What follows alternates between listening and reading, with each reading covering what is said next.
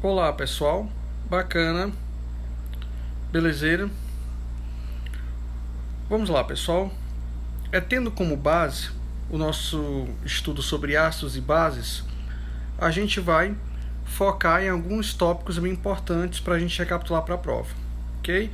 Então lembrem-se que a gente está estudando ácidos e bases, segundo a visão de Arrhenius, beleza? Esses são os tópicos que vão cair na nossa avaliação agora de agosto, beleza? Tá ok?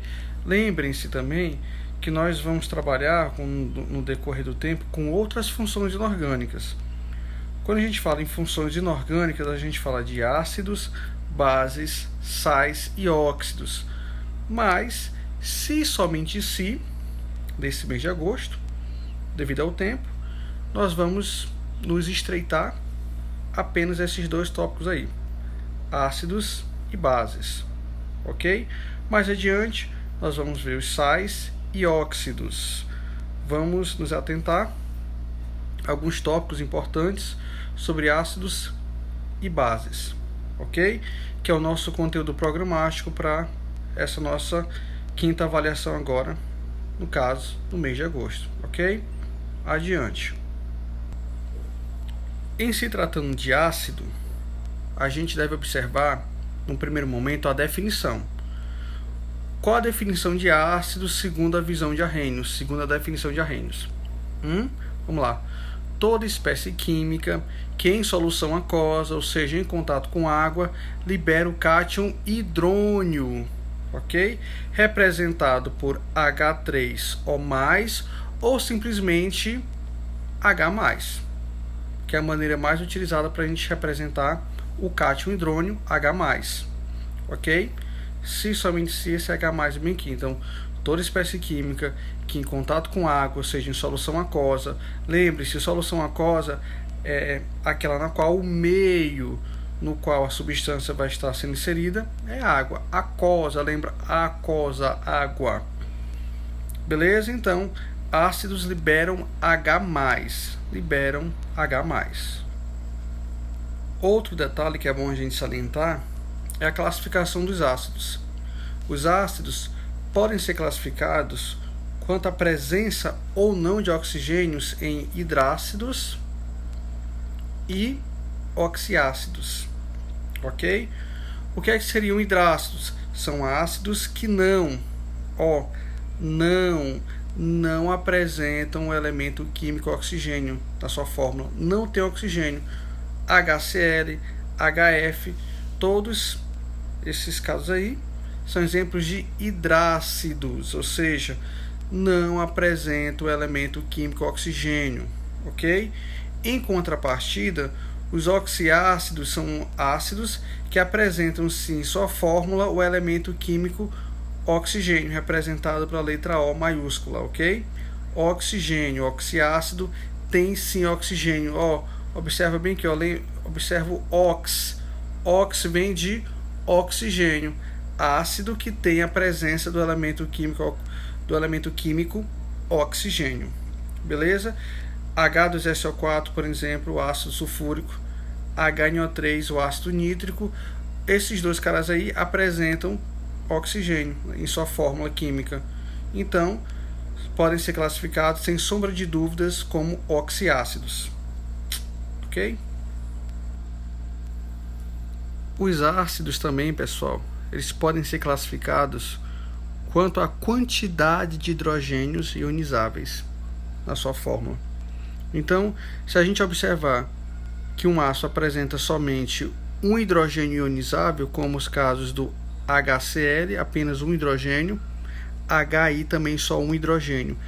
Esses caras aí, esses ácidos, são classificados como monoácido, um hidrogênio ionizável. Se nós observarmos a presença de dois hidrogênios ionizáveis, H2SO4, H2S, diácido. A presença de três hidrogênios ionizáveis, como no H3BO3, chamamos de triácido.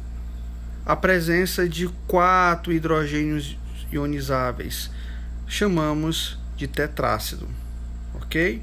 A classificação dos ácidos quanto à presença e, mais especificamente, quanto à quantidade de hidrogênios ionizáveis, ok? Monoácido, diácido, triácido e tetrácido. Outro tema importante a gente reforçar no nosso estudo dos ácidos, nomenclatura, ok? Quais seriam as principais regras de nomenclatura para os ácidos? É importante, antes de tudo, como eu falei para vocês anteriormente, saber identificar hidrácidos e oxiácidos. Por quê?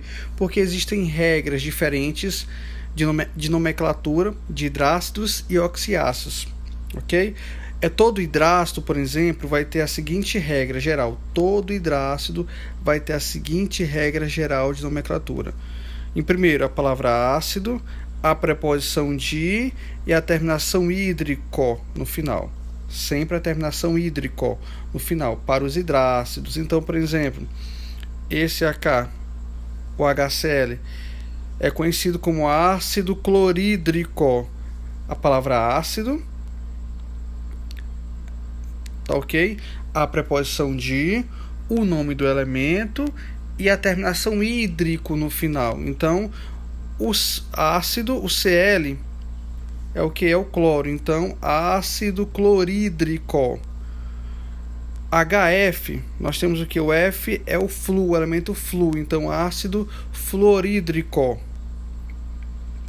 No H2S, nós temos o enxofre. É o que? Ácido sulfídrico. No HI nós temos o iodo, ácido iodídrico. Palavra ácido no início, tá? A preposição de, o nome do elemento e a terminação hídrico, mas só vale para os hidrácidos. Observa que todos esses caras aí expostos, todos esses ácidos são hidrácidos, ou seja, não apresentam o elemento químico oxigênio. No caso dos oxiácidos, vamos para a primeira situação relacionada aos oxiácidos. Quando o elemento formar apenas somente um tipo de oxiácido, nós vamos observar sempre a terminação ico no final. Quando o elemento formar apenas um tipo de oxiácido. O H2CO3, nós temos aí o elemento carbono centralizado. Esse elemento aí, carbono, só existe nessa fórmula aí de oxiácido, de ácido, tá? Só existe nessa fórmula aí, H2CO3. Não existe H3CO3 ou então H2CO2, só existe dessa maneira aí, H2CO3. Então, quando o elemento forma apenas um tipo de oxiácido, terminação ico no final. Ácido, nome do elemento, terminação ico. Então, ácido carbônico, terminação ico no final. Em contrapartida, quando nós temos elementos que formam dois tipos de oxiácidos, como por exemplo o enxofre ele pode existir na forma de H2SO4 e H2SO3. Aí nós vamos utilizar as terminações ico e oso. Terminações ico e oso, ok? Mas aí, professor de química, como é que eu vou saber em qual dessas situações eu vou utilizar o ico ou o oso? Eu vou escolher qualquer um, tirar no pau ímpar, hein? Não, observa a quantidade de oxigênios aí, tá? Aquela espécie química que tiver mais oxigênios vai ficar com a terminação ico no final. Aquela espécie química que tiver menos oxigênio vai ficar com a terminação oso. Então, observa aí. O H2SO4 tem mais oxigênio, tem 4 oxigênios.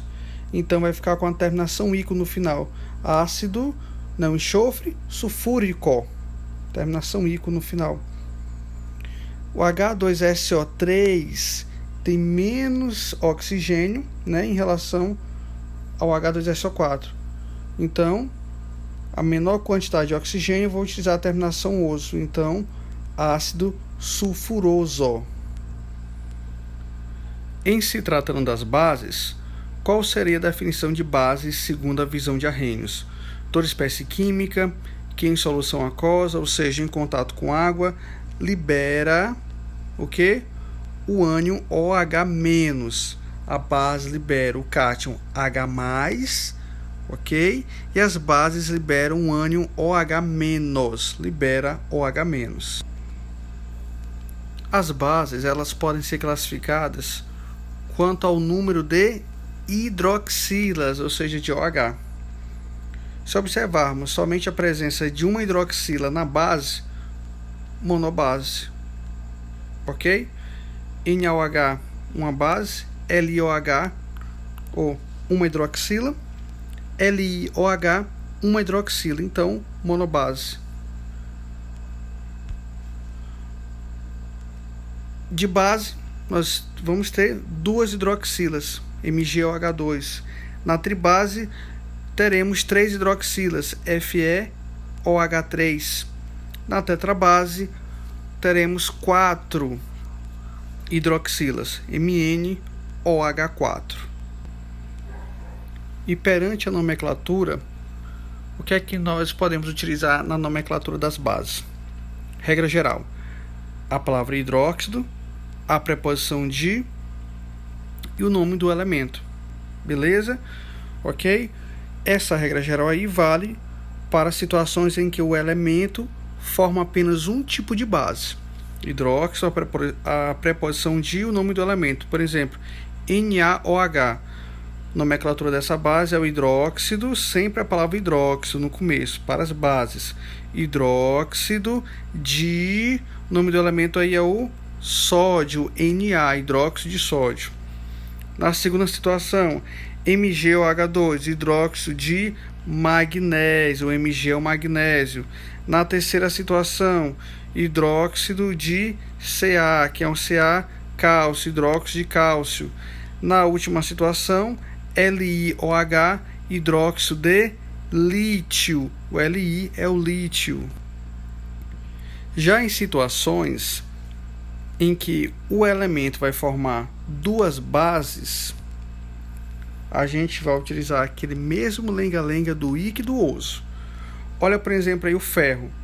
O ferro, ele pode ser encontrado na seguinte situação. Pode ser encontrado na fórmula FeOH3 e FeOH2. Logo, observamos que a gente vai ter que utilizar a questão do íquido-oso, quando o elemento, no caso aí do ferro, na situação do ferro, formar dois tipos de base, ok? Aí, professor de química, aquele mesmo lenga-lenga, como é que eu vou saber quem que vai ficar com a terminação ico ou quem vai ficar com a terminação oso? Vou observar a quantidade de hidroxilas. Aquela espécie que vai ter mais hidroxila, mais OH, fica com a terminação ico, ok? Ico, desculpa. Aquele cara que tiver menos hidroxila, menos OH, vai ficar com a terminação oso. Então, entre FeOH3 e FeOH2, nós temos FeOH3, ó, uma maior quantidade de hidroxilas, OH, então hidróxido férrico. Em contrapartida, o de baixo tem uma menor quantidade de hidroxilas, tá? FeOH2, hidróxido ferroso com a terminação oso, tá? Novamente, quem tiver mais hidroxilas fica com a terminação ico. Quem tiver menos hidroxilas, com a terminação oso. Ah, professor, o que é essa tal de hidroxila? OH, esse OH bem I, tá? Essa expressão aí, esse grupo OH. Beleza? Eis aí a nossa revisão sobre o nosso tópico. Muito obrigado pela atenção. Fiquem com Deus. Fui, pessoal. Valeu!